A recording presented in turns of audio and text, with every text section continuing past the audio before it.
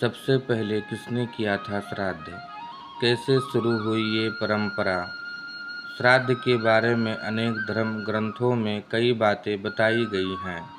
महाभारत के अनुशासन पर्व में भी भीष्म पितामह ने युधिष्ठिर को श्राद्ध के संबंध में कई ऐसी बातें बताई हैं जो वर्तमान समय में बहुत कम लोग जानते हैं।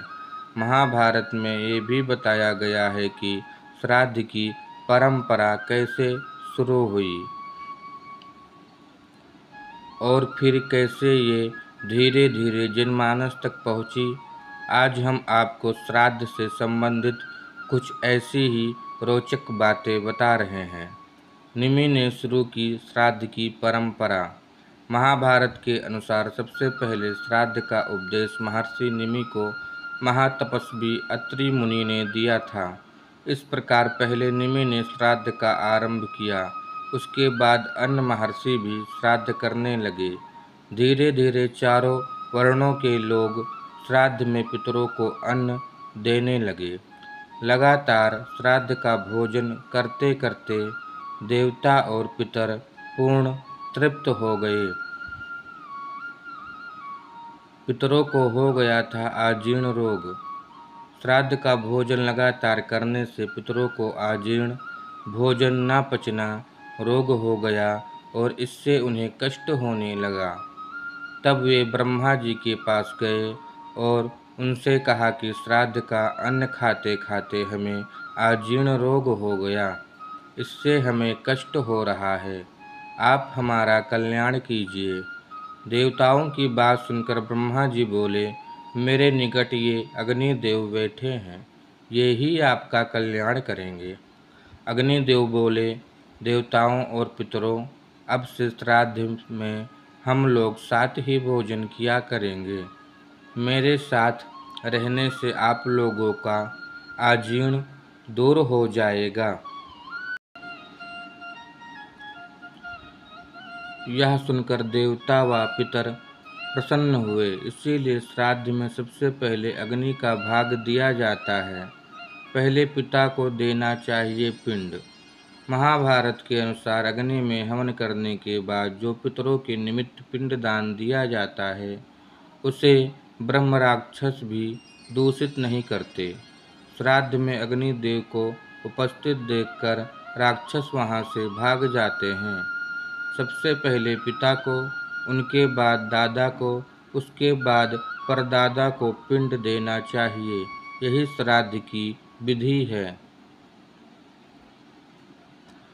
प्रत्येक पिंड देते समय एकाग्रचित होकर गायत्री मंत्र का जाप तथा सोमाय पितृमते स्वाहा का उच्चारण करना चाहिए। कुल के पितरों को करें तृप्त। रजस्वला स्त्री को श्राद्ध का भोजन तैयार करने में नहीं लगाना चाहिए। तर्पण करते समय पिता, पितामह आदि के नाम का स्पष्ट उच्चारण करना चाहिए। किसी नदी के किनारे पहुँचने पर पितरों का पिंडदान और तर्पण अवश्य कर। पहले अपने कुल के पितरों को जल से तृप्त करने के पश्चात मित्रों व संबंधियों को जलांजलि देनी चाहिए। चितकबरे बैलों से जुती हुई गाड़ी में बैठकर नदी पार करते समय बैलों की पूंछ से पितरों का तर्पण करना चाहिए, क्योंकि पितर वैसे तर्पण की अभिलाषा रखते हैं। अमावस्या पर जरूर करना चाहिए श्राद्ध। नाव से नदी पार करने वाले को भी पितरों का तर्पण करना चाहिए। जो तर्पण के महत्व को जानते हैं, वे नाव में बैठने पर एकाग्रचित हो अवश्य ही पितरों का जलदान करते हैं। कृष्ण पक्ष में जब महीने का आधा समय बीत जाए, उस दिन अर्थात अमावस्या तिथि को श्राद्ध अवश्य करना चाहिए। इसीलिए रखना चाहिए पितरों को प्रसन्न। पितरों की भक्ति से मनुष्य को पुष्टि, आयु, वीर और धन की प्राप्ति होती है। ब्रह्मा जी, पुलस्त, वशिष्ठ, पुलह, अंगिरा, क्रतु और महर्षि कश्यप ये 7 ऋषि महान योगेश्वर और पितर माने गए हैं।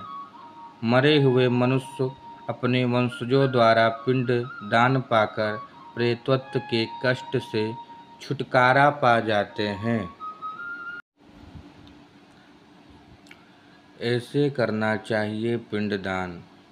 महाभारत के अनुसार श्राद्ध में जो 3 पिंडों का विधान है, उसमें से पहला जल में डाल देना चाहिए, दूसरा पिंड श्राद्धकर्ता की पत्नी को खिला देना चाहिए और तीसरे पिंड की अग्नि में छोड़ देना चाहिए। यही श्राद्ध का विधान है।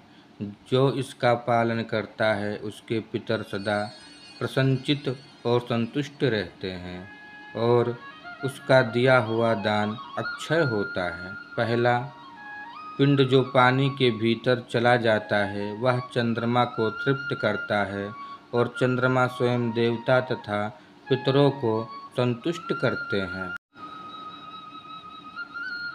इसी प्रकार पत्नी गुरुजनों की आज्ञा से जो दूसरा पिंड खाती हैं, उससे प्रसन्न होकर पितर पुत्र की कामना वाले पुरुष को पुत्र प्रदान करते हैं। तीसरा पिंड अग्नि में डाला जाता है, उससे तृप्त होकर पितर मनुष्य की संपूर्ण कामनाएं पूर्ण करते हैं। अगर आपको जानकारी अच्छी लगी हो तो वीडियो को शेयर करके औरों तक जानकारी पहुंचाकर पुण्य के भागीदार बनें।